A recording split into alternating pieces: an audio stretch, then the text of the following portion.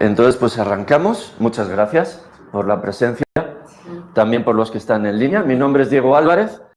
Pues bueno, el día de hoy voy a ser vuestro profesor a nivel del módulo número 3, en el que tenemos marítimo, aéreo, terrestre e intermodal. Este sábado vamos a arrancar con marítimo, el tiempo que nos dé con el terrestre, y el sábado que viene terminaríamos o empezaríamos con el aéreo y el intermodal. Así, de esta manera, cada sábado va a tener 2 módulos. En cualquier momento, bueno, en este caso tú presencialmente, párame lo que necesites. Aunque voy a hacer 20 años en México, se nota que soy español y mi acento y mis palabras hay veces que hago un mix. Entonces, si hay alguna que no lo utilizo bien o no le entendéis, por favor, no hay ningún problema. Es más, pararme y decirme, oye, Diego, por favor, no te he entendido, ¿me lo puedes volver a explicar? Lo que haga falta, yo estoy aquí dedicado para ustedes y para ustedes. Entonces, cualquier cosa que necesitéis, pues aquí me tenéis. Un poquito de mi backup, por qué estoy aquí y por qué ha pensado esta empresa tan maravillosa como MedSigWorld que puedo ser un profesor adecuado para todos ustedes. Pues llevo haciendo esto en México desde el 98 y aún 11 años más en España. Arranqué en España en una empresa que compró DHL llamada Danzas. Luego me pasé a Schenker España, luego me pasé a Schenker México y ahora estoy en Panalpina. Los 3 nombres entre España y México son forwarders globales, 2 suizos y un alemán, y llevo haciendo esto cerca de 31 años. Entonces tengo cierta experiencia, cierto conocimiento y al día de hoy estoy como el head de marítimo a nivel de toda la República en Panalpina. Entonces también he estado como head de aéreo, también a mi cargo la aduana, el terrestre y el ferrocarril. Es por eso que MedSigWorld pensó que podría ser un maestro adecuado para vuestra necesidad y basado en mi experiencia, no solamente en el conocimiento basado en textos, el que os pueda apoyar con todo esto.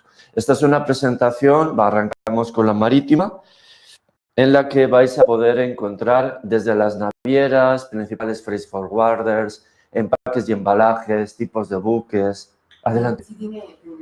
Ya lo aprendí. Entonces, vamos a ir viendo punto por punto y vamos a terminar con un diagrama de despacho aduanal para que tengáis también cierto conocimiento en cómo es el proceso a nivel práctico. A nivel de en sí del despacho, entiendo que hay otros módulos y otros cursos donde podéis tener una mayor participación a nivel del despacho aduanal. Entonces, pues arrancamos. Vamos a ir viendo cómo trabajé estas presentaciones. Pues es un poquito en la historia para que tengáis una base a nivel del transporte marítimo. Pues obviamente estamos hablando no solamente de la opción de trasladar personas, llamados pasajeros o cosas, tanto cargas sólidas, líquidas o gaseosas, por mar de un punto geográfico a otro a través de un buque. El transporte marítimo en el ámbito mundial es el modo más utilizado para el comercio internacional. Es el que soporta mayor movimiento de mercancías tanto en contenedor como graneles secos o líquidos. Cuando hablamos de contenedor, graneles secos y líquidos, vamos a ir viendo que vamos a tener diferentes buques adecuados a cada uno a la carga en la que está especializado.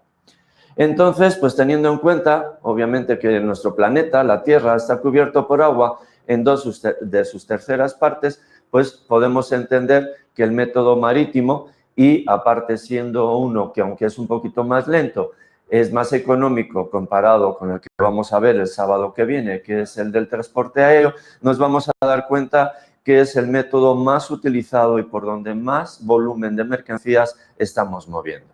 Entonces, obviamente, el hombre ha buscado la manera de viajar sobre el agua pues para aprovechar y poder alcanzar las tierras de un punto a otro. Así el agua ha unido diversas partes del globo terráqueo porque los barcos obviamente navegaban entre ellas o por ellas. Aquí tenemos un poquito más de la historia y también un poquito más de cuando arrancamos con el comercio a nivel marítimo. ¿Qué nos encontramos? Pues nos encontramos que este método no es del día de antes de ayer. Quizás vamos a ver fechas el sábado que viene a nivel del aéreo, que es un poquito más moderno, por supuesto.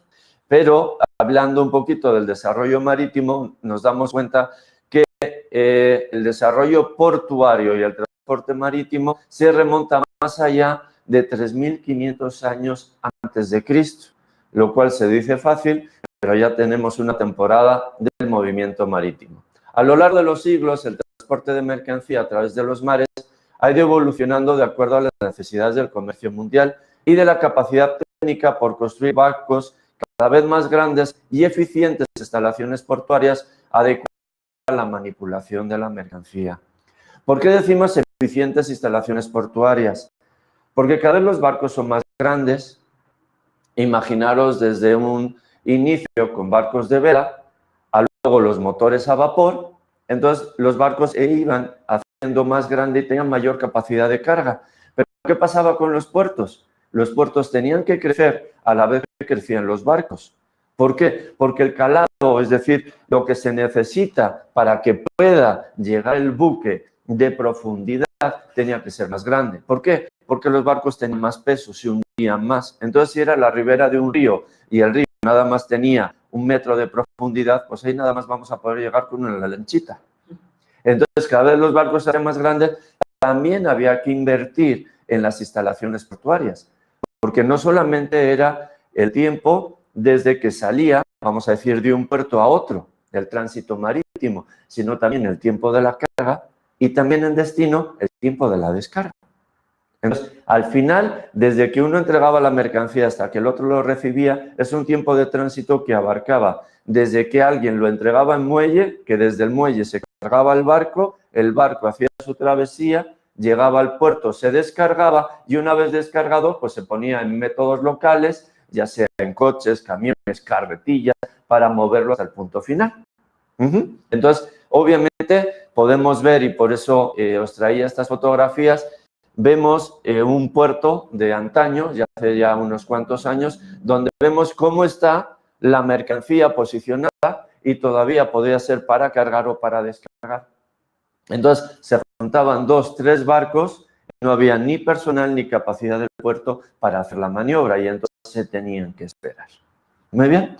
Entonces hablamos de que en la última mitad del siglo pasado, cuando el comercio estaba ya claramente diferenciado del transporte y los vapores, como os comentaba, eran cada vez mayores y más rápidos, el barqueo resultaba antieconómico por requerir tiempos en puerto muchos mayores que en viaje.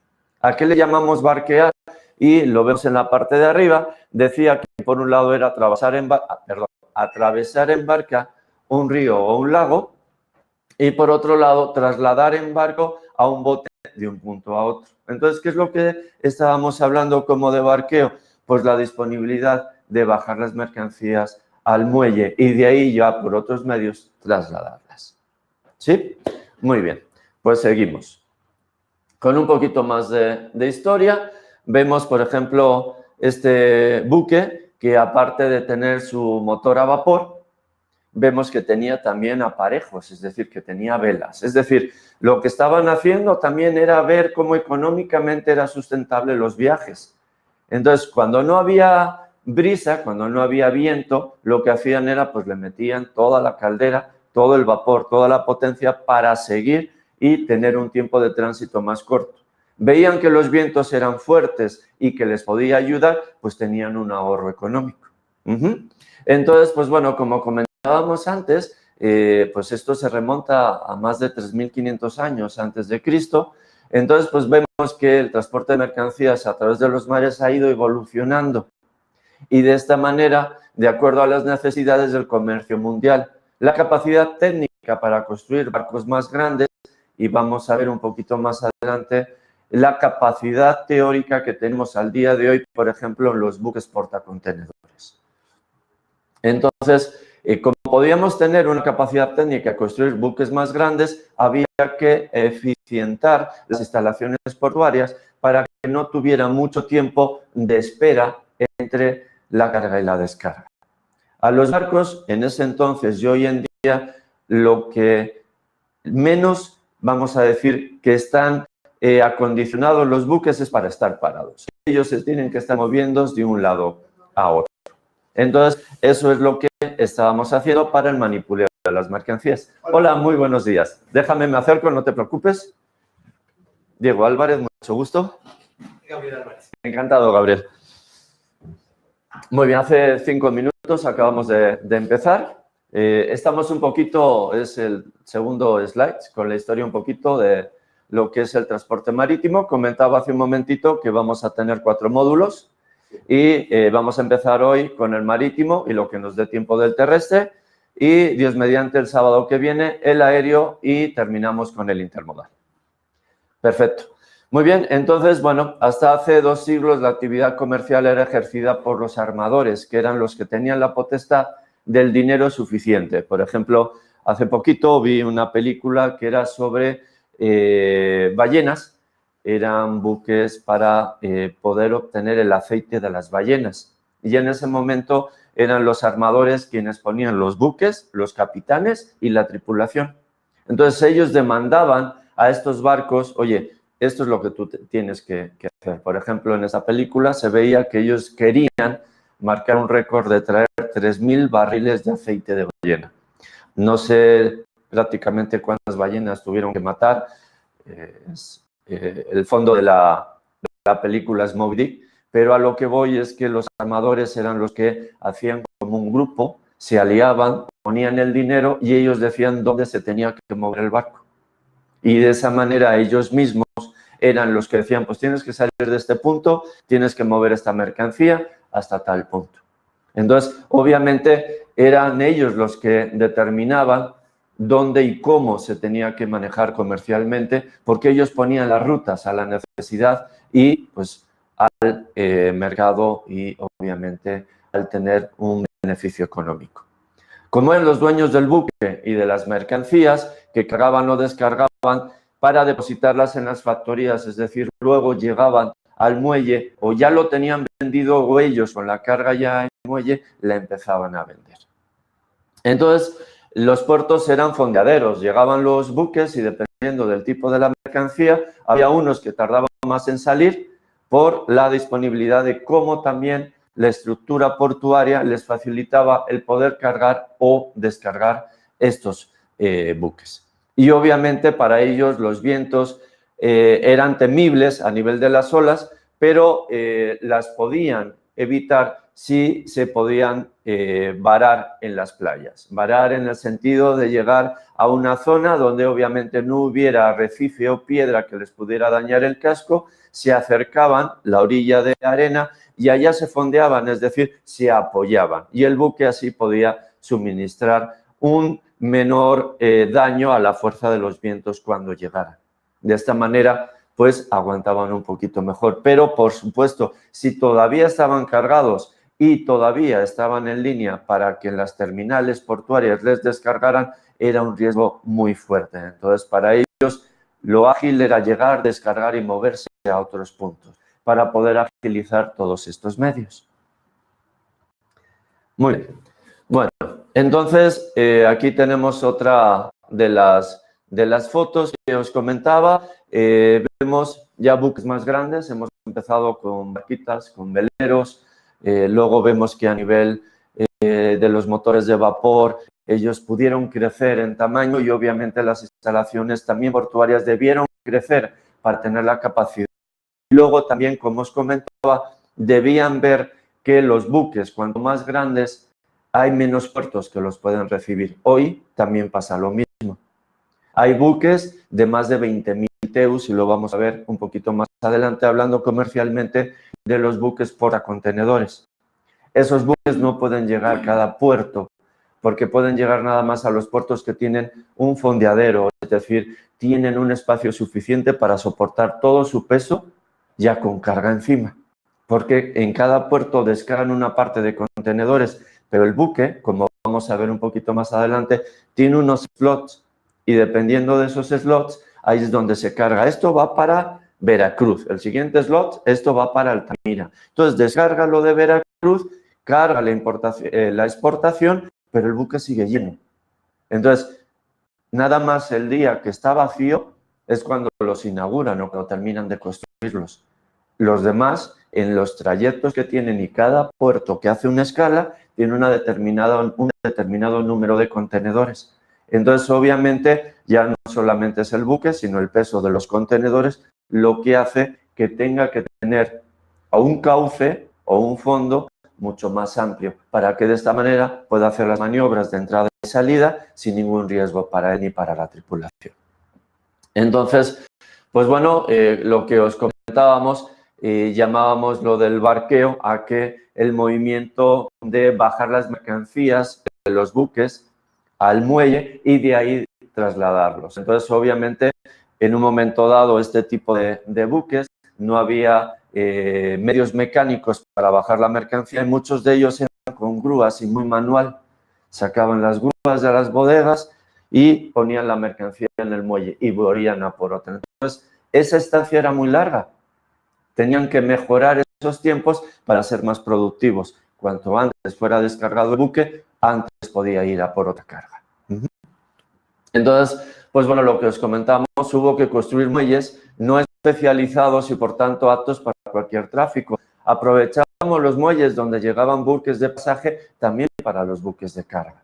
Luego, poquito a poquito, con el tiempo y financieramente invirtiendo, se empezó a diversificar y tener por un lado muelles para pasaje y otros muelles para carga. Entonces, se tuvo que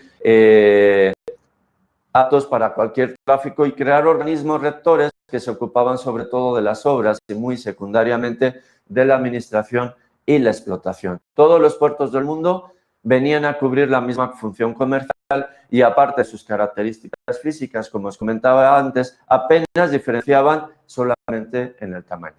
¿Sí? ¿Hasta aquí alguna duda, algún comentario? ¿Todo bien? ¿También nuestros compañeros en línea? Perfecto, muy bien. Ahora vais a ver un poquito lo que os estaba comentando. Este es un buque que MOL inauguró y como podemos ver, vemos las bahías, los slots vacíos. Este es un portacontenedores. Esto, como veis, vamos para hacer un año. Ahora, en el mes de abril, os voy a mostrar, va a haber un cambio con esto de que las navieras han comprado, se han unificado, etcétera, etcétera. Viene una unificación de las 3 navieras japonesas que van a hacer una nueva naviera que arranca en abril ya, casi en 2 meses, y se llama WA. Entonces, de esta manera vamos a ver cómo se han ido consolidando el servicio comercial a nivel de portacontenedores. Bueno, vemos, y lo interesante es saber en las fechas, el año pasado, en un periodo de 2 meses, se rompió el récord del buque con mayor capacidad a nivel de portacontenedores 3 veces. Este que vemos y está hermoso es el buque MOL, el Triumph, de la naviera MOL, y se convirtió en el portacontenedores más grande del mundo con una capacidad para transportar hasta 20.150 contenedores de 20 pies. Es gigantesco, es una mole. Y vamos a ir viendo cómo se ha ido rompiendo el récord. En este caso, siempre hablamos de una capacidad nominal. ¿Y por qué es una capacidad nominal? Porque una vez de que el buque está recibiendo contenedores y tiene los planos de estiba de los contenedores, hay algunos que van a tener bahías para reefer. Otros van a tener contenedores muy pesados que van a poner en el fondo. Contenedores muy ligeros los van a poner arriba.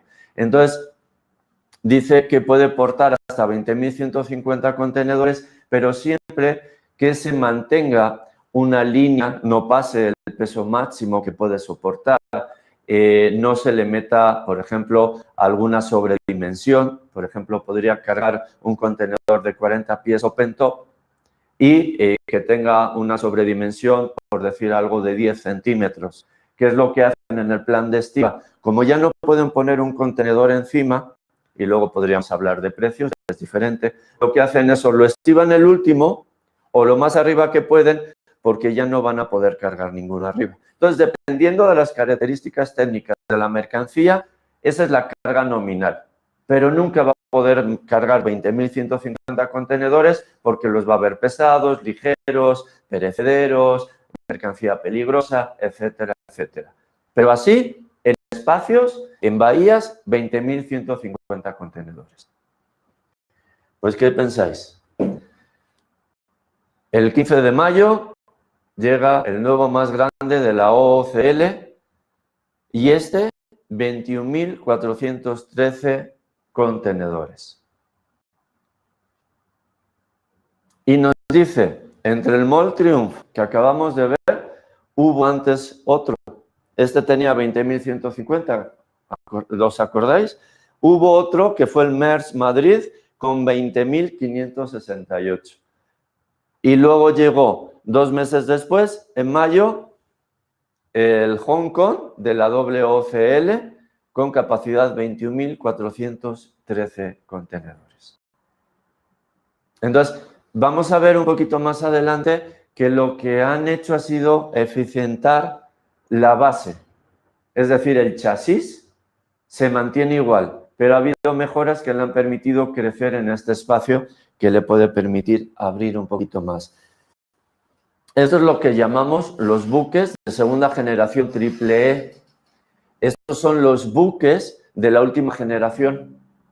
Estos son los que han podido tener una mayor eficiencia. Entonces, arrancaban con un más menos de 20.568 TEUs, que fue, como vimos, el Mol Triumph, y luego, con las mismas dimensiones, se les ha podido eficientar un 7% y hasta tener una capacidad de 2.000 contenedores más. Entonces, eso es lo que hace la tecnología. Pero estoy seguro que en unos meses va a haber nueva tecnología que van a poder abrir, como digo yo, el chasis y entonces podría ser la tercera generación triple E y poder llegar hasta los 25.000 TEUs. Eso es lo que estamos haciendo. Pero este tipo de barcos, como os comentaba antes, no llegan a cualquier puerto. Estos no podrían tocar ningún puerto mexicano. No tienen la capacidad al día de hoy de poder fondear en un puerto mexicano. El buque más grande que ha llegado a un puerto mexicano, rompió el récord, fue la naviera Maersk, llegó a Lázaro Cárdenas y fue alrededor de 12.500 TEUs. No ha vuelto a llegar un buque tan grande y están llegando de aproximadamente entre 7 y 9.000 TEUs, los más grandes, a los puertos mexicanos. Comentaba hace un momento que mi currículum está a trabajar 31 años en el sector de forwarder.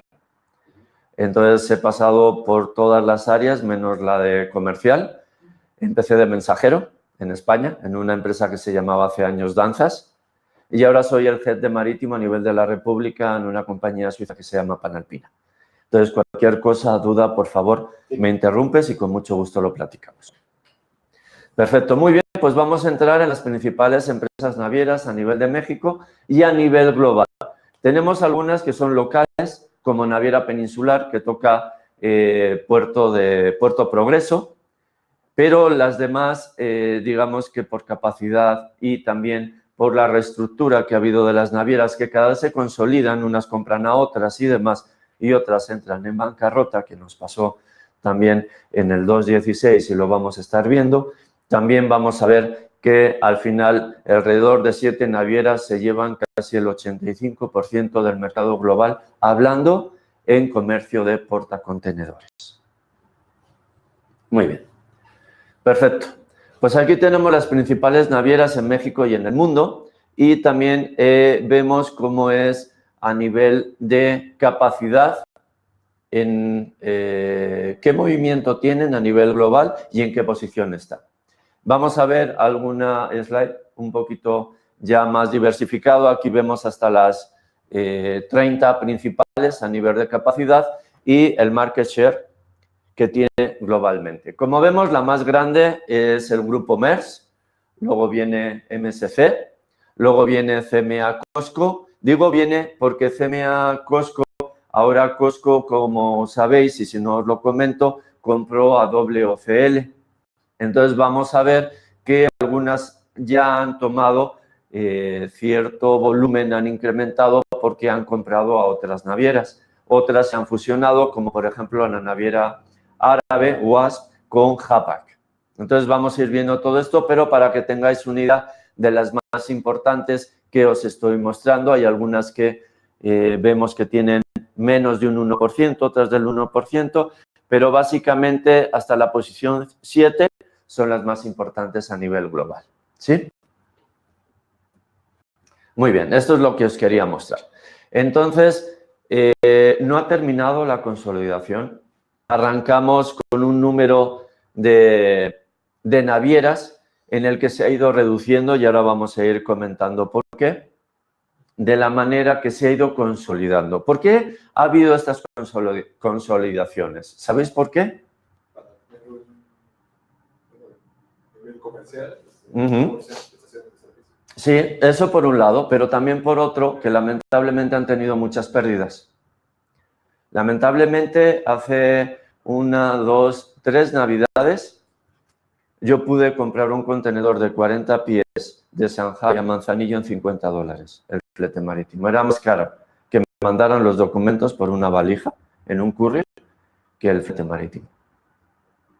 Eso ha significado que muchos de ellos casi han llegado a bancarrota, se han mantenido, han tenido que inyectarles mayor inversión para poder estar ahí y han tenido que hacer esfuerzos para subir las tarifas y poder estar en una línea positiva de lo que son todos sus beneficios. Ha sido difícil, el año pasado fue el primero después de unos 5 años donde empezaron a dar beneficios.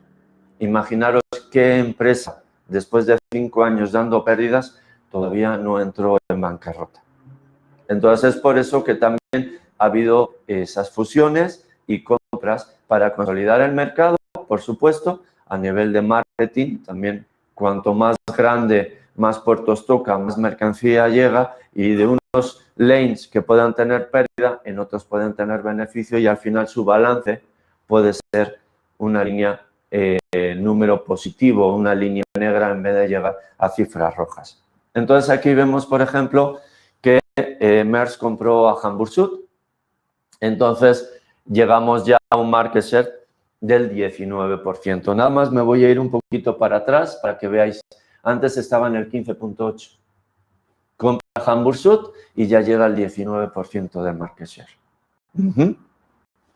Vemos que MSC se ha mantenido con un 14%, pero también CMA CGM, la naviera francesa, compró a APL y vemos que se posicionó con un 10%.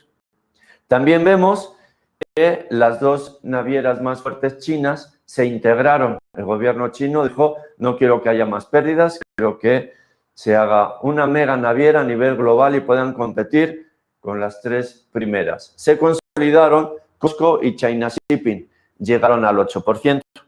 Vamos a ver también un poquito más tarde que COSCO, que es el nombre como se le reconoce ahora, ya China Shipping se integró, compró a WOCL, es decir, ese market share todavía se ha incrementado más. Eso es para que veáis cómo se ha ido dando lo que fue desde finales del 2016 al 2017.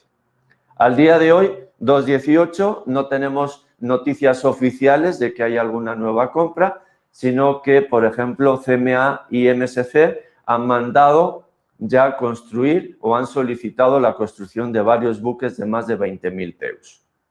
Eso hace, obviamente, sin necesidad de comprar a alguien más, crecer su market share porque van a tener buques con capacidad de 20.000 TEUs. Entonces, también vemos que COSCO ya se había integrado con CSAB, pero entró con la naviera árabe, con la UASP, y llegó a un 7%. Y luego vemos lo que os comentaba, que esto está por pasar ahora en abril 2018. Las 3 navieras japonesas, MOL, NYK y K Line, cada una con un más menos de un 3%, van a hacer una sola, llamada One, que va a tener un 7% y se va a consolidar ya como dentro de las 5 primeras y más importantes. ¿Sí? ¿Hasta aquí todo bien? ¿Alguna pregunta? ¿No? Perfecto, seguimos. Reitero un poquito la información también para que la podáis observar, porque no solamente tenemos con las navieras, digamos, las mismas, sino luego lo que vienen siendo las alianzas. Y ahora os comento por qué. Muy bien. viendo un poquito cómo fue el crecimiento en los mercados, vemos que algunas de los movimientos entre el 2,16 no eran económicamente rentables. Digo porque lo que hizo fue a nivel de comercial reducirse los flujos. Luego vemos que en el 2017 se han mantenido algunas estructuras donde bajó comercialmente, pero ya no tenemos tantos círculos rojos. Es decir, hubo una mejoría en el tren del comercio exterior y eso redundó en que también las navieras pudieran tener una economía más saludable. Pero además de eso, ¿qué es lo que hicieron las navieras? Obviamente, por condiciones legales, no pueden unificarse y decir, oye, vamos a posicionar un flete en el mercado para no tener pérdidas. Eso está prohibido. ¿Qué es lo que está permitido? Que unan fuerzas. Y ahora me explico con esta explicación de unir fuerzas. Ellos lo que hacen es, se unieron en alianzas. Digamos que se juntaron con sus amigos y les dijeron, oye, ya que no podemos asentar un precio en el mercado porque está prohibido, lo que sí podemos hacer es ver qué sinergias tenemos y yo te doy espacio en mi buque y en algún lane donde yo no llegue tú me das espacio. Ah, bueno, pues así quedamos. Eso es lo que llamamos las alianzas. ¿Qué es lo que habéis visto seguramente que pasó en el 2017? A partir del mes de marzo del 2017 cambiaron algunas de las alianzas y empezamos a tener problemas con nuestros clientes porque hubo roleo de cargas, llegaron buques que descargaron contenedores y no cargaron porque ya no estaban con su amigo de la izquierda, sino con su amigo de la derecha. Entonces hubo un pequeño caos a nivel global en el movimiento de contenedores hasta que volvió a tomar ya esos flujos, esas salidas ya planeadas con las alianzas. ¿Qué le llamamos alianzas? Pues es, a título particular, muy de Diego, un grupo de amigos que se consolidan y están ofreciendo un servicio. Y en ese servicio a nivel comercial, ¿cómo le afecta a los clientes? Pues les afecta en que sí, tiene un servicio, pero hay menos buques y hay menos espacio. ¿Qué es lo que hicieron? Ellos se consolidan como amigos y en vez de cada uno de nosotros 4 tener un buque y un servicio, ahora tenemos un servicio y 4 buques. Y en ese buque va mi carga, va tu carga y va tu carga. Y en mi buque va la tuya, la tuya, la tuya. Es decir, ese buque, por decir algo, de 7.000 teus, en vez de ir 7.000 teus nada más conmigo, son 7, 14, 21, 28.000 teus, llegando, por decir algo, a Manzanillo. Nos juntamos y decimos, oye, pues cada semana, en vez de que toque uno cada el buque, pues va a tocar uno compartido. Y de 28 quedamos en 7 y venimos con una carga cada uno de nosotros.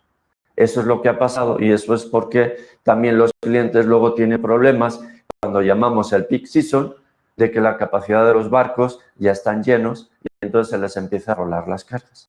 Es por eso que el 2017, a nivel comercial para las navieras en el trade de Asia a México, fue bastante sustentable y los precios se pudieron mantener en una línea rentable para ellos, porque redujeron, quitaron espacio y entonces, pues para subir tu contenedor, le pago más. Eso es lo que ha venido con nosotros siendo las alianzas. Hay 3 alianzas muy importantes, que son las de Maersk y MSC, lo que llamamos Ocean Alliance, donde vemos que en ese momento estaba CMA, COSCO, etcétera, y luego tenemos de Alliance, que es. Entonces, digamos que tenemos 3 alianzas globales muy fuertes y hay un carrier chiquito que está ahí solo, que no está dentro de ninguna alianza, pero ellos con sus acuerdos pueden tener espacio, no ya como una alianza, pero sí con uno, por ejemplo, Zin con Hapag, en uno de sus lanes, de tener un agreement, un local agreement. ¿Sí? Muy bien. Perfecto.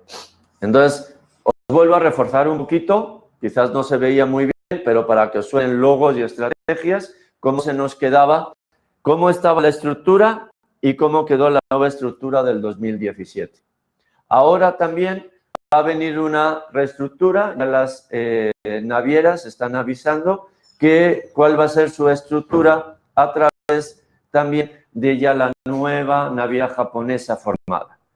Entonces ya en abril esto también se va a consolidar o cambiar un poquito. Entonces pues vemos que para el año pasado, antes de este cambio que tuvimos en abril, como os comentaba, cómo estaban y dónde llegaban. Entonces, por ejemplo, Maersk compra Hamburg Süd, entonces obviamente se quedó integrada. Ya vemos, por ejemplo, a Hyundai, que pasó también al grupo de Maersk y de MSC. Ya lo que hablábamos del Ocean Alliance, donde tenemos CMA, dentro de que compró APL. Vemos ahí también que la China estaba con COSCO y ahí nos falta todavía el cambio que hubo en el 2017, donde COSCO China Shipping compra a WOCL. Entonces, pues básicamente vemos que no están cambiando mucho los grupos, más o menos se mantienen, pero vemos, por ejemplo, que la estrategia, aunque estaban todos los tres japoneses en The Alliance, que era la asociación, ahora vemos que se va a convertir en uno. Entonces, esos son los cambios y esto cambia cada cierto tiempo, normalmente es cada 2 o 3 años, donde estas alianzas se modifican o se prorratean y se mantienen. Entonces, es por eso que también ellos están teniendo estas diferencias. Muy bien, para que veamos un poquito qué es lo que fue la consolidación de las navieras, pues me di a la tarea de pasaros un poquito la información desde el 2014, cómo ha ido cambiando y cómo ha habido compras y fusiones. Entonces vemos que en el diciembre de 2014 la naviera CMA-CGM compra el operador alemán, OPDR, luego adquiere ANOL, luego en febrero del 2016, lo que os comentaba, esto fue un merge obligado por el gobierno chino, donde les obliga que a las dos navieras más importantes chinas se consolidaran en una sola para que no estuviesen peleando entre ellos, sino frente a terceros. Y eso fue en febrero de 2016. ¿Os acordáis que os comentaba que hubo esta bancarrotas? Me refería a la bancarrota de Hanjin. Uno va a pensar que Hanjin en bancarrota, cuando los demás se han ido consolidando, era una naviera chiquita. No era tan pequeña. No era tan pequeña. En el movimiento de que Hanjin pasó y tuvo una quiebra, estaba dentro de los carriers de los 12 más importantes. Es más, si queréis podemos volver atrás simplemente para ver si localizamos en la primera slide donde veíamos el posicionado, a ver si estaba ahí Hanjin. No, no la veo. Yamin was not Hyundai. No, aquí ya no estaba, ya la habían dado como bancarrota. Entonces, sí fue un tiempo muy complicado, no solamente para quien embarcó, y ahora os comento por qué, con Hanjin, sino también, como veíamos en estas sinergias, Hanjin cargaba mercancía en sus buques de otras navieras y en otras navieras también sus contenedores. Cuando presenta bancarrota significa que no tiene el suficiente capital para hacer pago a sus proveedores. Entonces, los proveedores, tan pronto se levanta la mano del que presenta bancarrota, lo que quieren es lo antes posible tener ese dinero de vuelta. Y dependiendo de las leyes internacionales, levantan, y en el acuerdo de los países, la mano diciendo, oye, esta naviera, este carrier me debe dinero, tan pronto toque tu puerto, me la detienes.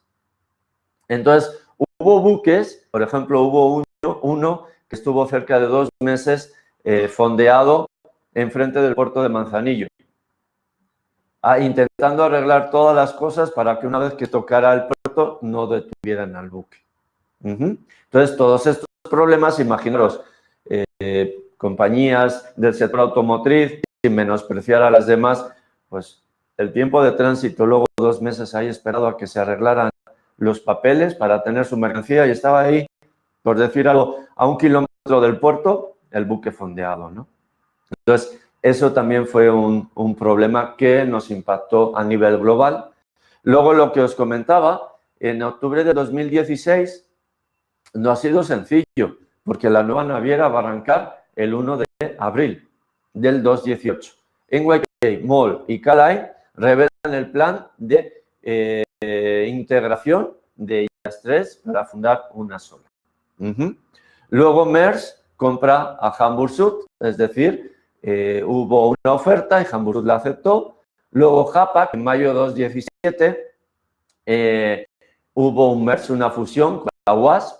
Luego Maersk acuerda el vender a Mercosur, a CMA-CGM, porque a nivel de Latinoamérica, Maersk, cuando compra Hamburg Süd, tiene una, vamos a decir, es casi monopolio.